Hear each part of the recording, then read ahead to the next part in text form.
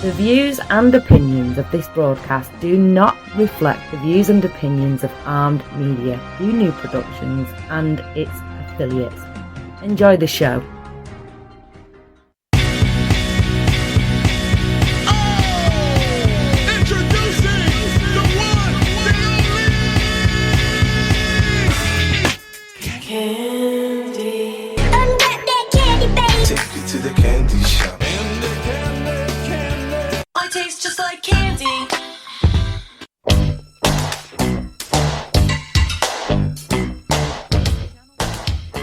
What's up, everybody? Welcome to Ask for Candy, where a bunch of powerhouse men and women come together online to talk about love, sex, relationships, and what it takes to be amazing on the daily. Who I am Candace Harper, lovecoach.com, honey, and I help hardworking women and couples who have survived abuse be vibrant, alive, magnetic, and passionate while creating healthy, intimate relationships. And I'm coming to you live from Metro Podcast Studios near the Flatiron Building. We love Metro Podcast Studios. Fabulous people, fantastic people helping us with sound. My Avon is here as always. I have a beautiful guest with me tonight who I'm going to introduce you to in a second. Say hi, Ashley. Hi. Tonight, we're going to be talking about what it would take to be BFFs as an adult with your mom. As you guys know, the theme right now is healing the mother-daughter relationship. So I brought my friend Ashley on because she has a lot to talk about around being BFFs with your mom. I love being that spokesperson. Right? That's great. I love that. It's good stuff. Because sometimes you got to talk about the happy things, right? It can't always be about the tears and the healing and the trauma.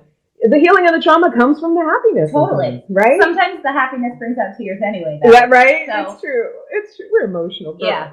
And also, I'm coining a new phrase. I'm calling it shame-free neo-mommying, which we're gonna talk about later. We're gonna really get into the definition of what that is, but stick around because we're gonna, deep dive and have a great conversation. Happy Monday, everybody. You are either listening to us on the TuneIn app on your smart device, listening to Armed Radio, or you're in the garden on armedradioglobal.com. We're also on iHeartRadio, so don't forget to follow us and download your favorite shows. And for the streamers, we're available on Spotify and Spreaker, or maybe you're live with us on the Facebook. I see Rakia and Penny has joined us. Hi, my ladies. You know that if you're live on the Facebook that you can participate in the conversation. You can talk to us. You can ask us questions. We might ask questions to have you answer them. It's very interactive. We want to just, talk about it and feel the love and enjoy ourselves. And if you're shy and you don't want to, put your business out there, you can always email me at askforcandypodcast@gmail.com. And whatever you ask me about, I might talk about in a later broadcast. Also, join my group. This is the time when we share. I want you to join my group, Ask for Candy, the podcast group. And I want you to join Armed Radio Group News, which is our production company's group. And there's a whole lot of podcasts around a whole lot of different things. Let me see. See all. The only thing about the sharing is I feel like then you got to go in, you got to identify. So Ask for Candy, the podcast. Join that right now while we're sharing. And also, you guys who are on live can be sharing wherever else you want to. We love the shares. So we're live right now in the group, and we're about to be live on my business page. Ashley, I see you just joined us on Facebook and here. I'm trying to share it. I love that. That's the crazy thing about social media. It's like, the mirror concept, where it's like you see yourself in a mirror behind you, you see yourself in a mirror behind you, you see yourself in a mirror behind you. It's very meta. It is. It's very meta. Okay. So wait, on a page you manage, I'm sharing it on my business page. It's a whole process. It's just what we do. So anyway, if you go to my business page, Candace Harper Love Coach on Facebook, or to the group, you can watch us live in our broadcast. Like I said, I'm Candace Harper Love Coach. My talent is conversation. My passion is personal growth. And my purpose is to teach, inspire radical self-acceptance in myself and others so that we can all have our best possible love life. And that is why this is a conversation. We're not here to hand down a bunch of dating or relationship rules. We're not, here to talk about what's right and what's wrong. We're not here to shame your love situation. Our only intention is to create audacious intimacy, seductive singlehoods, and healthy relationships. So tonight and every Monday night, we're going to do what we do. which is have conversations that engage, educate, and enlighten all of us in the areas of love, sex, relationships, and vibrating high. And now I want to introduce you to my very special guest, who I'm so excited about. I've known you for a long time, Ashley. Long time. Right? I want to say all the way back to like Tyra days. Martha. I was at Tyra, and we were on at the 26th Street Studios. Yep. Yeah, those of you who are New Yorkers know that there's a big TV studio on 26th Street. And then we also were both at Wendy, and Wendy's now at 26th And that's when we first actually worked together. Yes. Yeah. Where we were on the same project, same show. Yes. Yeah. And would see each other and interact. I always, and I used to say this even in the beginning when I was in Tyra, and we didn't like always see each other. We were you were so friendly. Always friendly. Yes. Always like, we were always like, hey, how are you? Right? And you were instantly like my style icon. I was like, she's so stylish. Yeah. The nicest thing anyone could ever say. Thank you very much. Because you have this I have this thing about like effortless style. When I see women, their style is effortless. You had a very effortless style. Well, back then it was not effortless. Really? Back then it was I was trying very hard. It takes a lot sometimes to look effortless. Yeah, you know, maybe that's the secret. Now it's a lot more like, is my hair clean? Is it dirty? Who knows? Who knows? Yeah, it could go either way. We'll go with that, right? We'll go with whatever it is. So let me tell the people a little bit about you. So host, producer, actor, and mom to a 2-year-old son, Ashley is the co-host of Scary Mommy's new podcast, Scary Mommy Speaks, and it's hilarious. You have to check it out. It's on iTunes, right? Yes. Yeah, because that's where Anywhere I you get found it. podcasts, you can get Scary Mommy Speaks. Yeah. Hilarious. You have to check it out. Especially if your mom, even I'm not a mom and I find it hysterical and I love the chat. It's very much girlfriend chat. Hi, Jim. What's up, honey? She's also the creator and host of Hudson County 60, which is a great Instagram show. And you've been on? I was on the show. Yeah. And I had so much fun. I had a blast. That was when I was still with the V Club. Remember, we had that nice, it was a beautiful background. Those of you who've been watching, we used to do the happy hours with the V Club. It was like the inside of a Tiffany's box. It was the cutest place in the whole wide world. And then there were drawings of penises all over. There were. Really nice. We had a lot of instructionals. Yeah. There were penises. There was a little bit of, it was like vagination. There was a little bit of vaginal things. Yep. A lot of demo stuff. Yep. It was a good place. And it was just so pretty. It felt like a girl's dream in there. Right? We're going to have to recreate that somehow. I don't know. Anyway, after leaving a career in television production, working with celebrity talent on Martha, the Martha Stewart Show, and the Wendy Williams Show, Ashley pursued her dreams of being a professional actor, where she was seen on CBS Unforgettable, ID Discovery's The Perfect Murder, national spots for First Response, CCRM, and Refinery 29. Is that one commercial? Was that the one that was on Refinery 29? Or which commercial did you do? It was very touching. Oh, with all the woman who can't get pregnant? Yes. That was CCRM. That was like a fertility place. Yeah. And that was from that. Yeah. Yeah, that was I feel like the postpartum hormones are still very much alive. I was very easily crying. Yeah, you didn't have to do any method acting. They handed me a baby and I was like, oh, all right. Oh God, I'm lactating. Pretty much, actually. It happens. What are you going to do? What else? You have numerous stage credits in New York and LA, including Darlene Craviato's Pizza Man at Theater 54 at Shetler Studios, in which you produced and starred. She spends her free time making a case for reality TV and spending time with her small but wonderful family. Making a case for, do you love reality TV? I love reality TV. And everyone who poo-poos it, I will go to bat. Yeah? Yeah. Well, tell me, what are some of the shows that you like? Like, what are your favorites? God. So Many Housewives. Yes. Vanderpump Rules. Yeah. God. I struggle with Vanderpump Rules. Why? I'll tell you why. Because here's the thing. I do like the Housewives if I have someone to watch it with. It's always better watching it with somebody. Yeah. I have a hard time watching it by myself. But with Vanderpump Rules, if I don't have somebody that I can make fun of it with, I feel like it's ruining my brain. Like, I feel like if I sit there by myself and watch it, I feel like I'm just losing IQ points while I'm watching it. I could understand that. You know what I mean? But I'm okay with it. Right? I accept that. And not to put down watching it, because I get it. Like, I get the pull. Yeah. You know what it is? I feel like there's so much, we deal with real shit all the time. Totally. Right? Like, we deal with real life, and so many of us get such little free mental space. Yes. And that's just my way. I mean, some people read. Yeah. Some people, I don't know, golf. Yeah. But for me, I just want to sit on my sofa and watch other people's meaningless, really drama. Yeah. Like, it's not anything that's impacting the world. Totally. It's not climate change. It's just people dealing with fun drama. Yeah. You got nothing to defend because you're talking to someone who just spent the weekend marathoning The Unbreakable Kimmy Schmidt. So it's a great show. It's a great show, but along those lines of like something that just has nothing to do with anything that's like the realities of the world. I totally get it. Lighthearted, fun. It makes you feel good. It makes you laugh. Yeah, absolutely. Sometimes in reality TV, you get those moments where you like stand up on your sofa and go, "Oh my god!" Yeah. No, those are rare. Yeah, especially when you watch as much as I do. Now, let me ask you this: with the Real Housewives, do you watch how many of them do you watch? Do you watch different cities? I watch a few cities. I like to poll people because I feel like a lot of times some women will only watch the ones with white women and some women will only watch the ones with black women. And then I know they tried to do a couple with Latino women that didn't really. I did watch those. You did?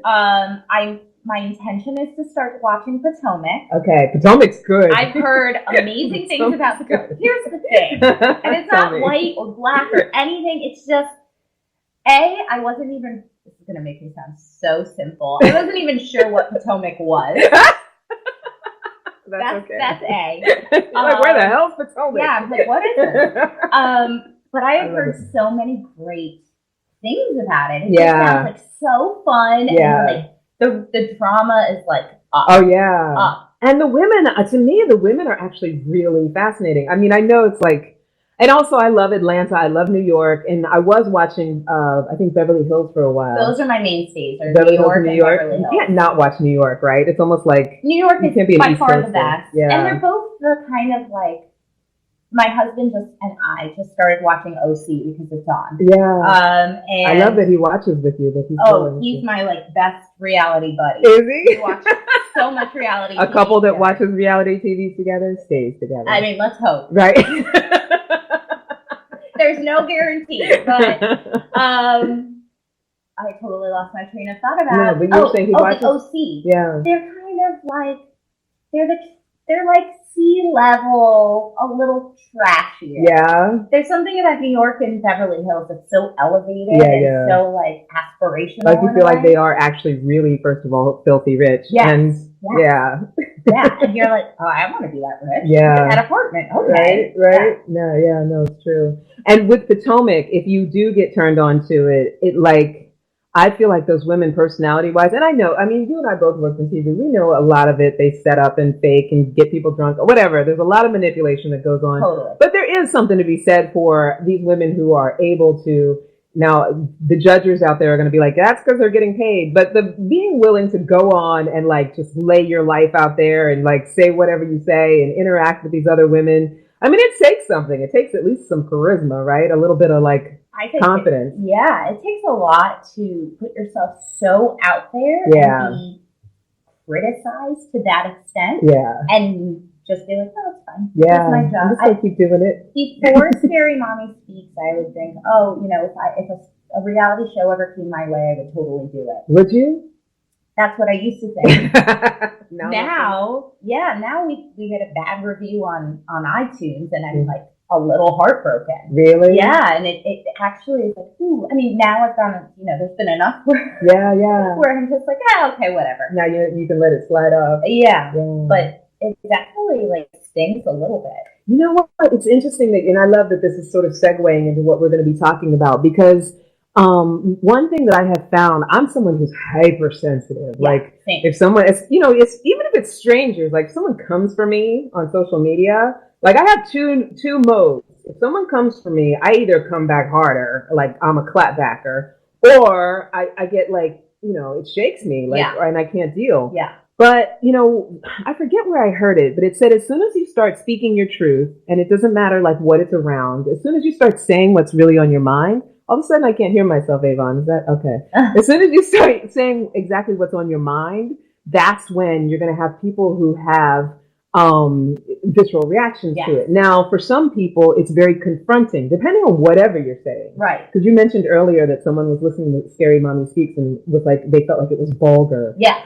But there's something about, and it's going to sound weird because obviously you don't want negative feedback, but what I have found that I enjoy is that there's something about triggering something in somebody based on saying what's true for me. Like I'm almost a little bit addicted to it, even though it scares me. Yeah. Yeah. I mean, it's basically holding up a mirror to yourself. Yeah. Right? Totally. Whether you feel it's an accurate portrayal of yourself or not, it's still it's something to think about. Yeah. And I think that's what's scary. Yeah. Oh, am I vulgar? And that's like, really, you're vulgar? Yeah. I've been told I'm But you vulgar. can't help but not think about it, right? Right. Yeah. But if someone was like, you know what, you're a bad mom, Yeah. I think that would be like, ooh, that stung. Yeah. That was harsh. Totally. And you wonder how, like, some of these celebrities, when they get into these public things where millions of people are just, like, saying the most horrific things. Yeah. Like, how do they deal? I can't even imagine. Right? And it's so easy to just sit there and be like, oh, this, that, or the other, and go on Twitter and be like, God, I hate this housewife. Yeah. She's the worst, blah, blah, blah, blah, blah. In the safety of your keyboard. And then when you really have to even get an ounce of that yourself, even just in your real life, how much that actually hurts you. Yeah, no, totally. And you think about it. Yeah. You think about people who, if you've ever seen or watched when people get into their, like Facebook debates, like the political debates, and people are coming back and like, trying to go harder and harder at each other. It's like at home, they're like, people get really pissed. I don't know if that's just me, and I'm assuming everybody else does too. I just stay out of it at this point. Yeah. For me, it's just not worth it. It's not worth dealing with somebody else. Yeah. Chances are, in this political climate, if you're having a debate with somebody, you're not going to come to a middle ground. Yeah. It's very rare that happens. Especially not over like text, like if you're commenting on a post, it's texting, right? It's basically, you're reading text. You're not hearing someone's voice. You're not hearing the intention or the tone. Yeah. I see. Here's the thing that I thought was going to happen, Ashley, and I love it. Like, it's so easy. Every time we get together, it's so easy to have a conversation with you. And I feel like we could talk about a million different things.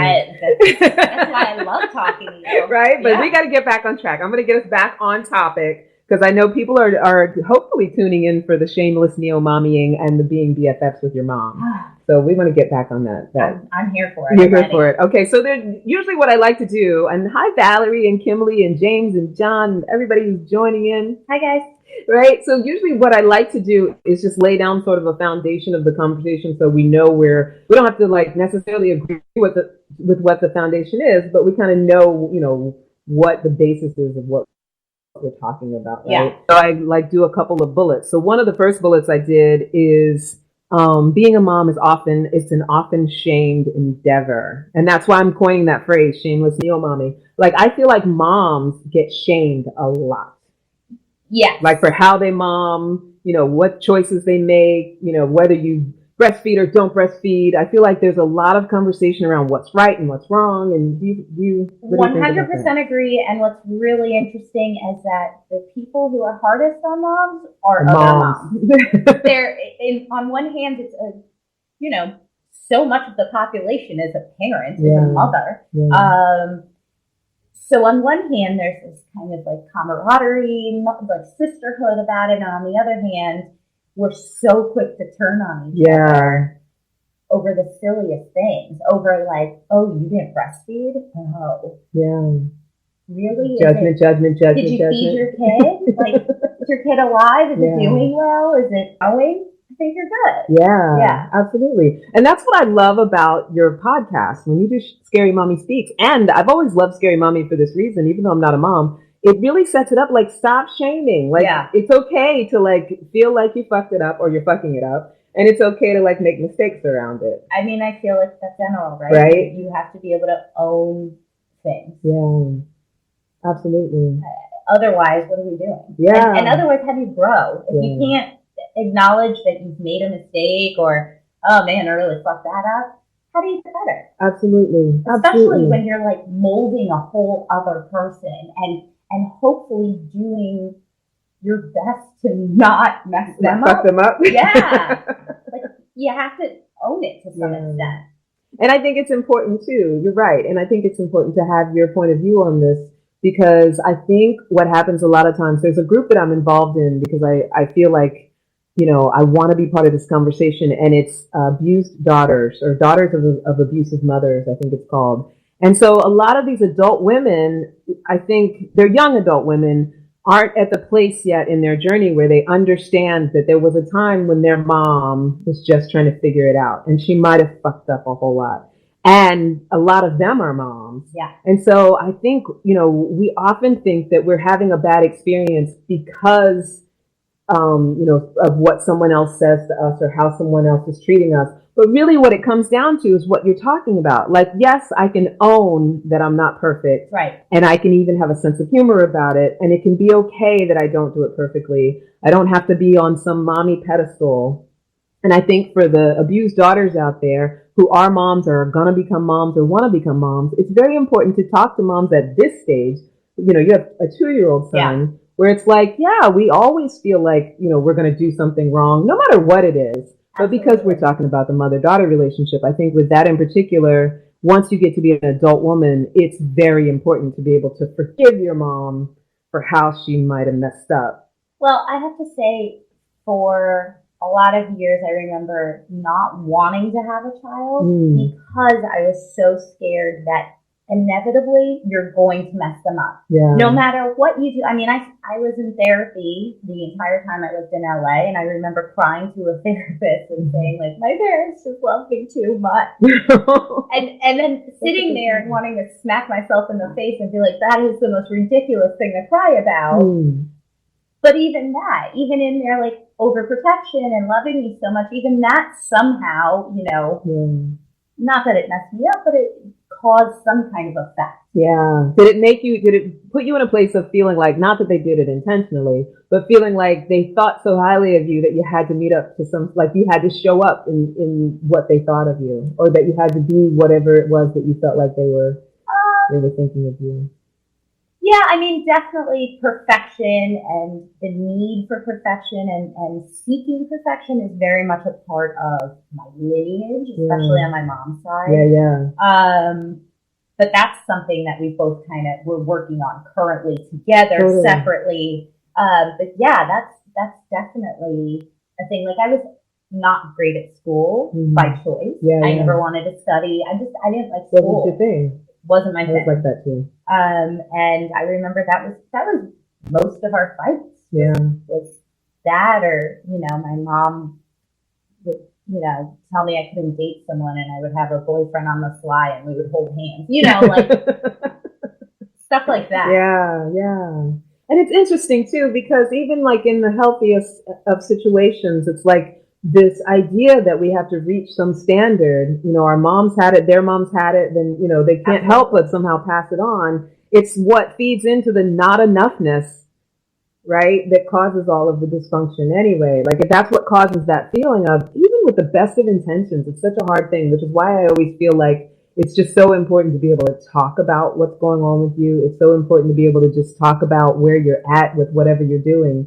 Because that feeling of not enoughness and that you have to be perfect is insidious. Yep. And I think your mom can love you so much and still pass it on to you very easily. Right? Absolutely.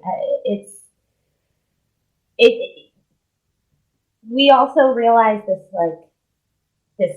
we have like codependency on each other, not so much anymore, but that was really like being responsible for the other one's feelings, more so the child for the parent, and which is something that she learned as a child.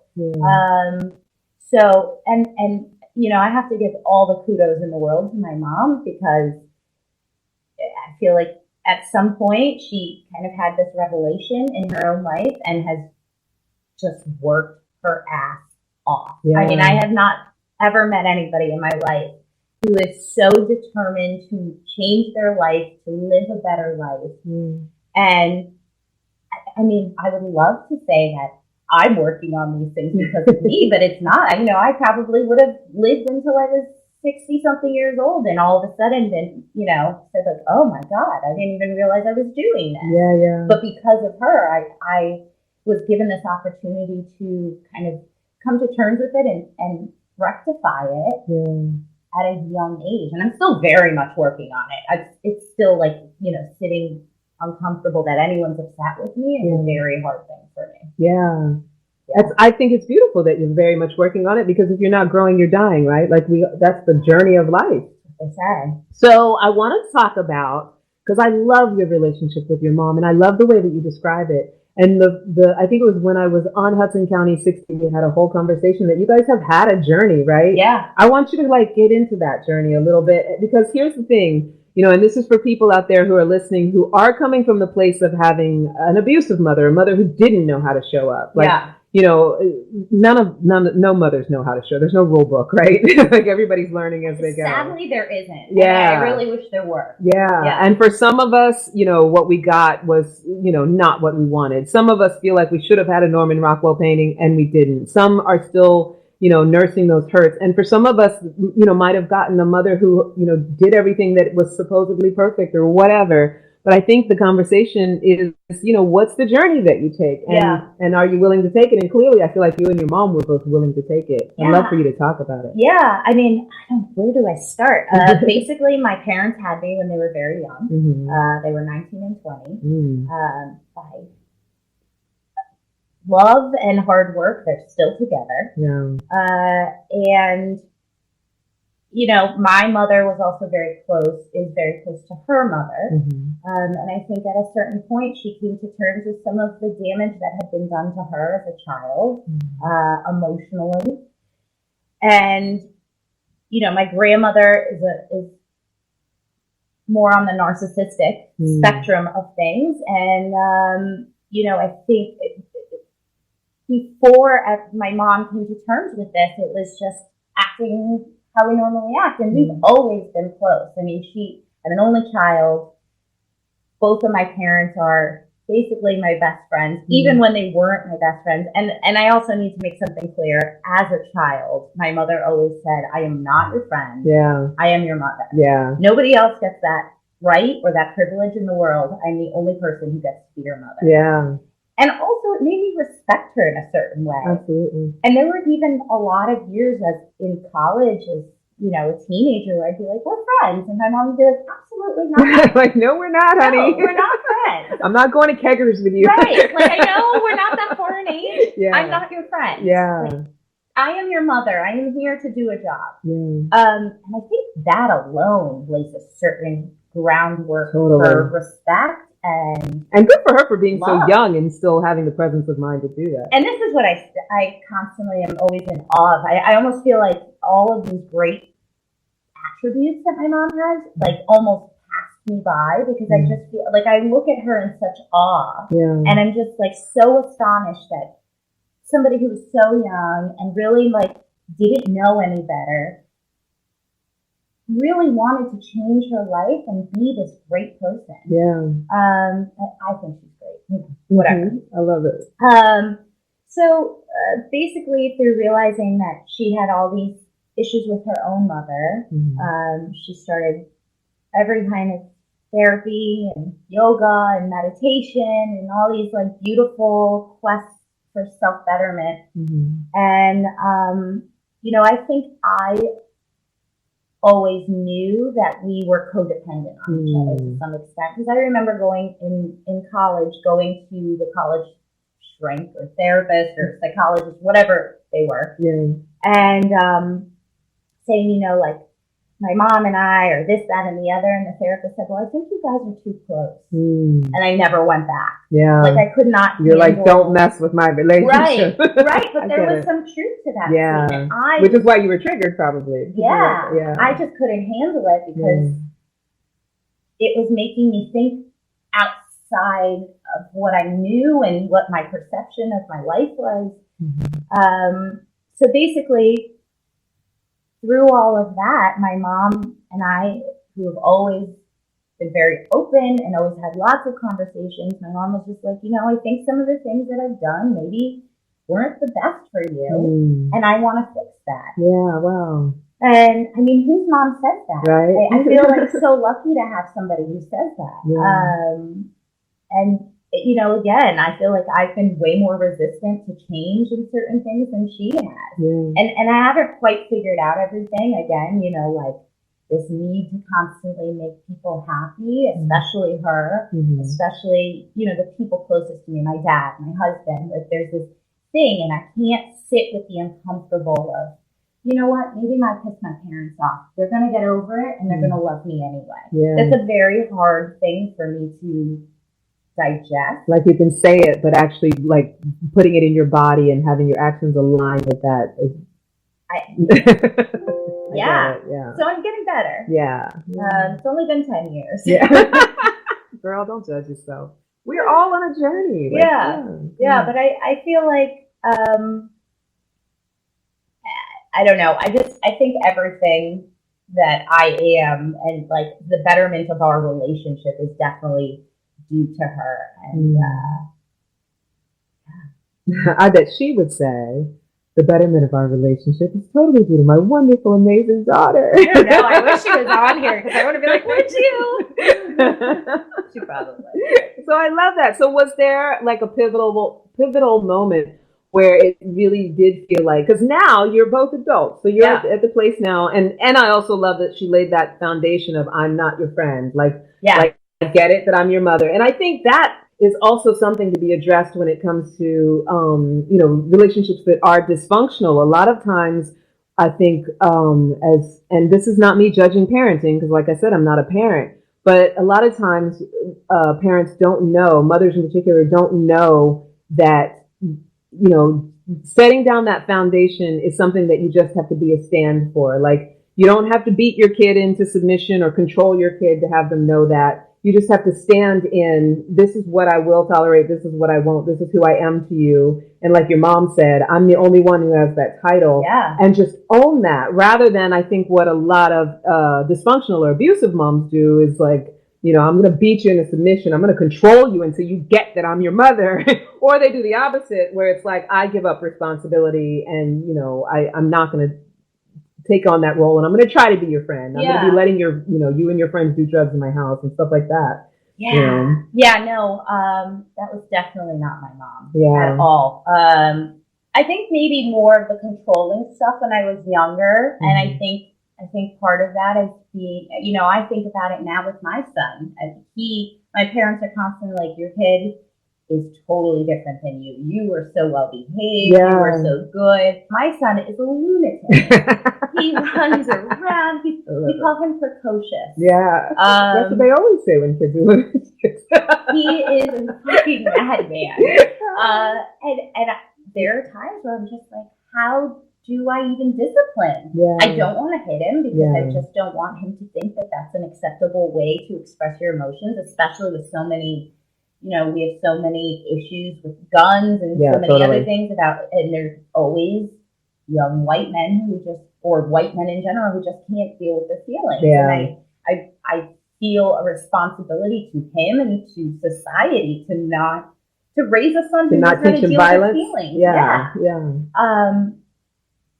So honestly, I don't even know. Yeah. I know it's really easy to say certain things about certain styles of parenting, and the truth is, who knows what the right answer is? Right. I don't even know if child psychologists know. I mean, again, there's what worked for me as a kid doesn't work with my son. Yeah. Time out. Yeah. Are you kidding me? He doesn't sit there. He won't sit there for 2 minutes. Do it. No. Not if I scream at him. Yeah. Not if I... Nothing. Yeah. He won't do it. Yeah. So I also understand, and you know, what if you have one of those kids that's like really wild? You know, you have a teenager who's sneaking out of the house and doing drugs or, you know, sleeping around. Like, these are the things I think about all the time. I have no idea how you handle that. See, I love that's beautiful and that's vulnerable, because I think that that's where parents normally are. Yeah. Like, no matter what it is that's going on, whether you have a kid that's wild and rambunctious or you have a kid that's quiet and likes to study, like, I think that, you know, just with anything, parenting especially, because it has to do with, you know, bringing people up into the world, right? But with anything that you're doing, just the willingness to be like, I'm just doing this as I go along. It's just Absolutely. really, I think that's the most helpful thing that we can do at any given moment around anything, because it lets other people know that it's okay to not know what the answer is. Because when I think I have to know the answer, and I'm someone who's like self-identified as kind of a know-it-all, but I know that when I feel like I have to know the answer, I'm either going to make it up, or it's going to come from the past, or it's going to be something that, I'm in a story of what's right and what's wrong, and I'm trying to make it perfect. And when it's from the past, it's not usually a good thing. Right? Yeah. Then you're just repeating the same patterns over and over again. But I think being able to be a parent of a young child and say, I don't know. I have no idea. And it's interesting because this is vulnerable. the exact reason I didn't think I wanted to have a child. Yeah. Was because when it came to this, I was like, how do you get a kid to listen to you? That's beautiful. I mean, obviously there's a lot of people out there who have like all their different methods and things like that. I do think that with anything, it's finding what is what feels authentic to you, of course. But, I love that you're just saying that. And that's what I mean about shameless neo-mommying. Like, it's okay that you're in that space, right? Yeah. We got to start like letting it be okay, moms and dads, because that's how we steer away from raising children with abuse. And that's the thing. As long as you're not doing abusive things to your children, as long as you're not beating your kids, as long as you're not denying them their basic human functions, like, people are just figuring it out. Yeah. Like, I feel like what it sounds like, and you can tell me if this resonates with you, like you're committed to doing the next right thing or what feels like it's right to you, but without having figured it all out. Yeah. Yeah. I don't know that I ever will. Yeah. I mean, as soon as I figure something out with him, he's 2, right? So every month is a different phase, a different thing he's exploring, he's into. So I don't know. It's like Instagram. As soon as I start to understand it, it changes. Right? They change the algorithm. Yeah. And then I'm just like back at square one, and I just have no idea what I'm doing. Yeah. I love that. I think that's also why your podcast is so good. Thank you. And I love it when you talk about parenting, because I just, I keep going back to it because I just feel like it's such the apex and the crux of like what our society is like. It's not, it's not about telling parents what they should do, but just being able to be in a space where it's like, I've taken the shame. I can't shame myself. I can't be in that shame story. I just have to be okay with not knowing. I just have to be okay with being just committed to loving my kid and just letting whatever you believe in. I'm not telling people what they should, but letting the universe or higher power or letting my willingness to be open be the thing that guides. I mean, you're familiar with the term mom guilt. Yes. That's very real. Mm. And I don't want to speak for all moms, but I'm going to in this instance and say we all have it in some way or another. Yeah. And I don't know how you beat it. Yeah. Somebody told us on the podcast, you just break the cycle. Just like reset and say, like, I am not going to feel guilty about this. I have not figured out how to do that yet. Yeah. But I'm looking forward. You're open to it. Yeah. Right? You're open to it. I mean, what's the use of beating yourself up? Yeah. There's a difference between addressing an issue and trying to fix it and improve and move on, and beating yourself up about something. Yeah. Which I have a tendency to do very much so. Yeah. Welcome to the club. And it's, and especially because there's this whole other person. Yeah. I just want him to be a well-adjusted, happy, healthy person. Yeah. So, if anyone ever writes the manual. You don't want the manual. Because here's the thing, too. Like, with every generation, there's new and more interesting problems and challenges and issues. And that's part of, like, our journey as human beings. Like, think about it. Your kid's 2 years old. He will never know what it's like to not have technology at your fingertips. I can't even believe that. Can you even fathom that? No. Like, I can remember, dial tone phones, and I know there's people older that can go back even further. The rotary? The rotary phone. Yeah. I can remember having one rotary phone on the kitchen wall. Oh, you had a rotary phone? Oh, yeah, honey. I never had a rotary phone. I'm from the 70s. I do remember, like, landlines. Yeah. I mean, my 2-year-old freaks out when he hears a phone ringing. Does he? When he hears like, a traditional, like, ring, ring, ring, he goes, like, ring, ring. He doesn't understand it. What's happening right now? It barely ever happens. Yeah. But see, it's things like that. So, I don't think that there is there could be a manual written, because as humans progress, these children now are experiencing something completely new than children before. But what I really think is important about this conversation is understanding how, whether we are a parent or not a parent, how to take care of our parents, and how, for a lot of the women that listen who are coming from dysfunctional or abusive situations, it can be very hard, very hard. I mean, I went on the journey myself of, getting to a place where you forgive your mother enough that you can just look at her like a human being and stop having that expectation that she be perfect. But I feel like, and this is why I wanted to, have you on and talk about this, is the other end of the perspective of being an abused daughter is understanding that your mom at some point was just a young woman who didn't know what to do and was trying to figure it out. I wonder, I truly think that's part, when I hear it like that, I think that that's part of why we have the relationship we have, is my mother has always been 100% honest with me, in the good, the bad, the ugly. Always been about herself, about myself, about everyone around us. She's always been honest. And she has always been willing to accept things. Like, it may be scary to have a conversation and say, you know what, Mom, you did this thing and it really hurt my feelings.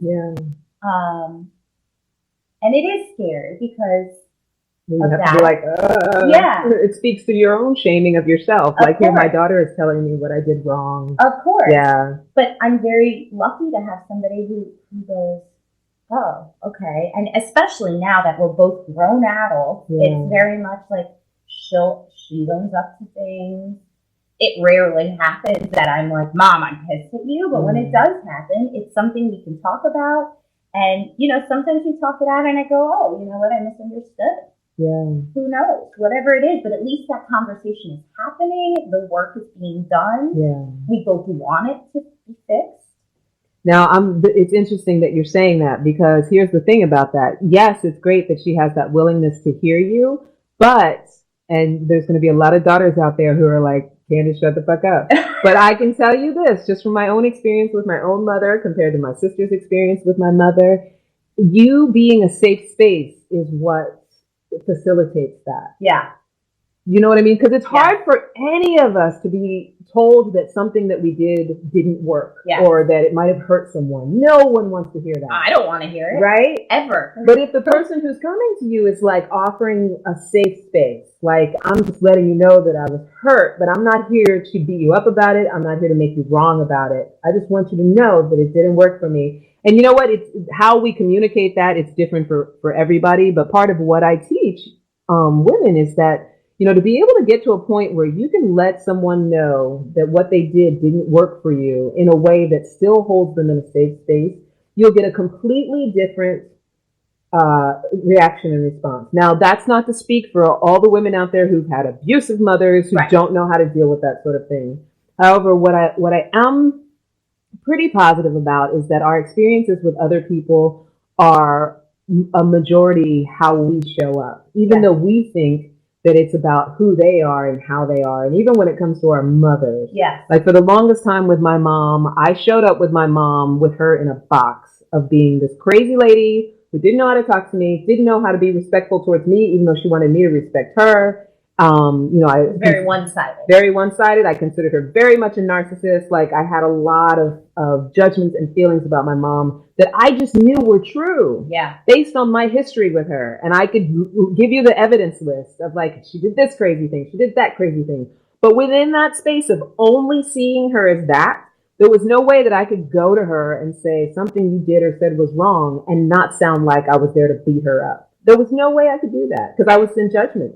And now that you've healed that, can you go there? Absolutely. And it's crazy because, like, when I talk to my mom has dementia now. So it's, there was never this time where we got to sit down and, have a clearing conversation where she fully understood. But I found that once I healed it for myself, we didn't necessarily need to do that. Because what I find now is that when we communicate, it's like, I don't come with feeling like she resents me or that she's mad at me. And so I have a completely different experience with her. Like, we laugh on the phone together, sometimes because of the dementia, she'll repeat herself a lot, but we have very, like, pleasant interaction. And that there used to be a time, especially when I was in my 30s and, before I went sort of on my journey around healing and forgiving it, where I would have to steel myself. I'd have to get ready to get on the phone with her. And then we'd get on the phone, and the entire time in the back of my mind, I had all my resentments and my judgments and what I was mad about. We could be talking about, a dress that she bought my niece or something. And for me, it was infuriating, not because I was,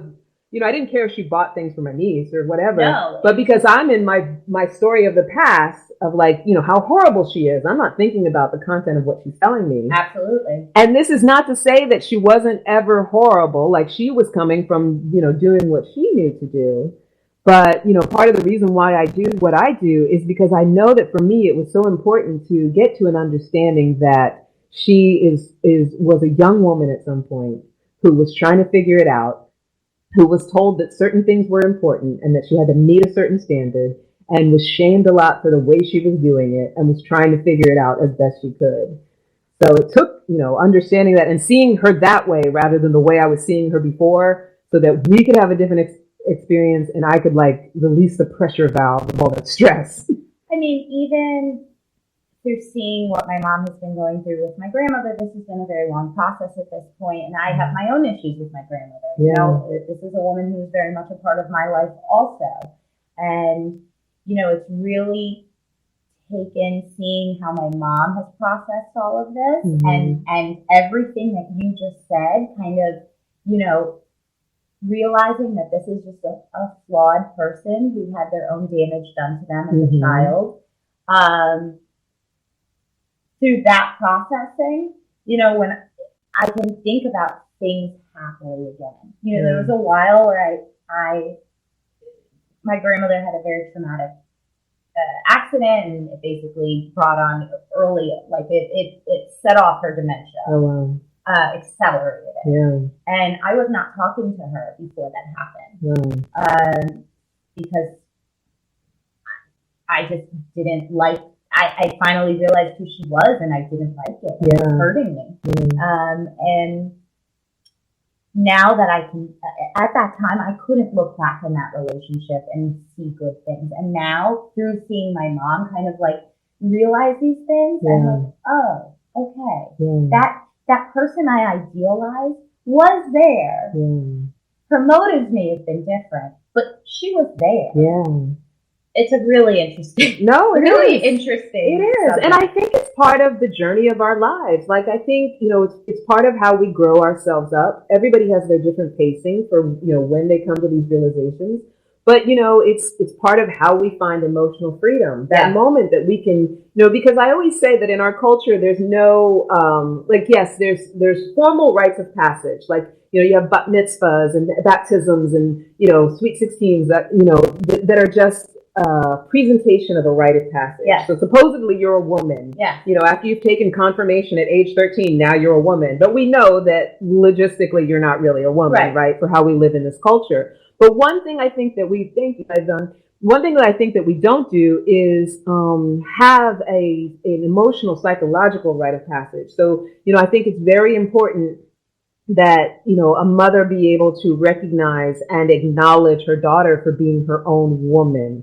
And a lot of times what happens in a dysfunctional or abusive relationship, the mother treats the daughter like she treats herself. Like, an abusive mother is an abused daughter. So she's got a story about herself, and she's got that dialogue that goes on in her head. Yeah. And, when the relationship is dysfunctional, the way she talks to her daughter is like you're her arm. It's like you're just an extension of her. And so, a lot of times what you'll get is a lot of criticism. However, think about how when you're in a dialogue, sometimes I've been in a dialogue where I'm so hard on myself. And think about if you were telling that to yourself at 5 years old, 6 years old, and that's just naturally what happens when that stuff goes unhealed. But what a rite of passage is just an acknowledgement that you are not me. You came into this world through me. You're not me, and I can see you and acknowledge you as a woman on your own. I want to say one more thing about that. I realized as soon as I got pregnant that my son was not mine. He is my son. Yeah. He is not mine. He is his own person. Yeah. Even now at 2 years old, he is his own person. And at some point, he is going to go live his own life. Yeah. I hope that he at least calls me every day. In fact, not hope. That I will make sure happens. Yeah. That better happen. You're like, I already know. You're going to call me every day. But he is his own person. Yeah. And that's why I, as a mother, have found it very important to maintain my goals, my aspirations. And I continue to work towards those things because he's going to school next year. He's going to go to school 5 days a week. Oh, wow. That was fast. I know. It happened in a jiff. But, and I'm still going to be his mom, but 18 years are going to pass by very quickly. Yeah. And then what am I, and this is my own coping. Yeah. But maybe this is something that can help other people. Is kind of going into it knowing like this is my world, but also I have my own thing. Yeah. And there is a separation between me and him. Yeah. And I think because he's a boy, truthfully, it is a little easier. Yeah. But I've thought a lot about that over the past 2 years. Yeah. So that's my tip. I love it. I think that's great. Yeah. Absolutely. I also think too, as generations are younger, fortunately, I feel like, like we were talking about the technology thing, I think children are born and are growing up a little more savvy than, especially my generation. I mean, I'm Generation X, and those, and the baby boomer generation and all those before us, like, I was showing, there's a little 8-year-old, I call her my 8-year-old Yogi, who I've known. Oh, I've seen her. You've seen her, right? Since she was a baby. And I showed her a picture of myself at her age yesterday. And she looked at it and she was like, because she looks like, her and her friends, they look like mini teenagers. Yes. Like, I don't know if you noticed, like little kids you see now, they grow quickly, they mature quickly. It's very like, and I was like, that was back when kids looked like kids. Right. So she's like, that doesn't look like you. I'm like, well, I was a child. Right? I had pigtails, I was wearing like tough skins or something like that. But I say all of that to say that I think the good thing about, with younger generations, I think children are more savvy, they're more emotionally savvy. And I do think that we're leaning towards, my hope is that we're leaning towards a world where there is more understanding that it, when people pass into the world through us, and this is not me judging, I always have to go back to, I'm not a parent, so I'm not telling parents what they should do. But when people, don't you hate that you have to make that disclaimer? I know, it's like, right? It's like, but I was someone's child, so I still understand the concept. Exactly, I still understand the concept, But I think that more and more people are passing into the world and almost taking their own independence and taking their own rite of passage in a way that our previous culture didn't necessarily let you to, because it was okay to beat the hell out of your kids. It was okay to like get control of them in a way that would cause dysfunction. In a lot of cultures of color, I feel like that it's okay to take your children in hand in a way that causes dysfunction. And that's not to say that white people don't beat their kids too, because I know they do. But I feel they do. Right? In too many cultures, in previous generations, that was so widely accepted. Yeah. Where I feel like now, my generation was more the therapy generation, and we're moving into a place where people are actually taking the time to grow themselves up, think about things, understand that their children are separate of them. I mean, there's all those memes where it's like back in the 70s, all you had to do to raise a kid was like make it lunch and send it to school. And now you have to like do this, do that, do the other. And it's true. Yeah. I can't tell you how many parenting books I've read at this point. Yeah. No, I believe it. Just see, this hour goes by so fast. We got like 5 minutes, which means we have even less with Armed Radio. So I want to make sure to get all our things in. Is there anything that you want to tell the people about? And thank you, by the way, Ashley, as always. You know I'm going to have you back because I love you so much. I would love that because this was so much fun. Right? Yeah. It just goes by too fast. But tell everybody where they can find you, follow you, where you'd like them to, and how to get to the Scary Mommy podcast and all that stuff. You can listen to Scary Mommy Speaks on iTunes, Spotify, anywhere you get your podcasts. And if you like it, please subscribe, rate, review it. You can find me on Instagram's my jam, at Ash Hearon-Smith. And you can follow Hudson County 60, which is my show, my 60-second Instagram show that Candace has been on. And that's at Hudson County 60. The thing I love about at Hudson County 60 is the way that you support small businesses. Those of you especially, it's mainly in the Jersey area, but you could be anywhere, like in this whole tri-state area, and a lot of the different businesses you feature are so interesting and so much fun. Like, I'm always like, oh, I need to go there and visit. Now that I'm in Jersey, I'm going to have to come down. Yeah, come on over. I'll be your personal tour guide. Will you? I'll take you around. I love it. Yeah. I love it. So awesome. Thank you so much. Thank you, honey. I love you so much. I'll give you a big hug when we do pictures and stuff. We have like all our equipment on. Every time I try to hug people with these on, it's like banging cans. Heads, yeah. Exactly. I love it. Yeah, thank you, honey. And thank you all the Facebook people, Joey and Shanton and Rita and Josephino and Brian. Joey. Hi, Joey. You know Joey, right? Yeah. I feel like I know Joey I worked too. with him on Martha. Did you? Yeah. He was a crowd warmer? Yeah. Yes, I remember Joey. Yeah. And I think on whatchamacallit, on Rosie too at some point. I think Rosie. I think Am I making up stories? Rachel Ray. I don't know. Okay. That was pre-me. Yeah. And then Brian and Jonathan, everybody who joined, thank you for being here. And I want to just tell you guys, you know that I am filling up my Epic Intensive right now. If you're an abused daughter, raised by an abused daughter, coming up, the registration. Actually, I already opened up. I'm like, it opens this month. Actually, registration has now opened. I'm going to leave a link in the comments on the post here on Facebook. If you're listening out in Armed Radio, go to Candace Harper Love Coach, my business page. And if you hit the link, I'm doing a webinar on Thursday night. And EPIC stands for Empowering Practices for Intimate Connections. And the focus of the webinar will be Get Right with Mom for the Sake of Your Love Life. We're going to be talking about the 6 shifts to overcome toxic mothering to save your love life. What? Can you be the toxic mother? Yes, you can be the toxic, because the toxic mother is an abused daughter. Like, as women, we don't come out abusing our children, if you didn't experience it at some point. We all come out these perfect little pure beings, right? Yeah. Exactly. And the world gets a hold of us, puts all kinds of poisons on us, and does a number. So that's what the intensive is all about. It's a 90-day intensive, but the webinar is just a free Thursday night. Ooh, Armed Radio is warning us. We got 1 minute left. So anyway, for the Armed Radio people, until next time, never forget that you're a love machine. If you ever start to feel like you aren't getting the love you need, just make more and ask for Candy. And I know you guys are leaving us soon. For the people here on the Facebook Live, hi, my Jeannie who just joined.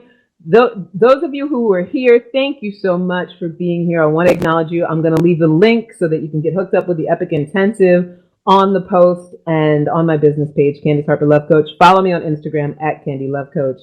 And I think that's it. I'm so sad it's over. I know. You're going to have to come back, honey. And I always say that, but then I'm always like, but I do mean it. Like, we're going to be every Monday, so I'm bringing you back at some point. My kid's asleep, so. Yeah, Z? Yeah. Good. You ought to be, too.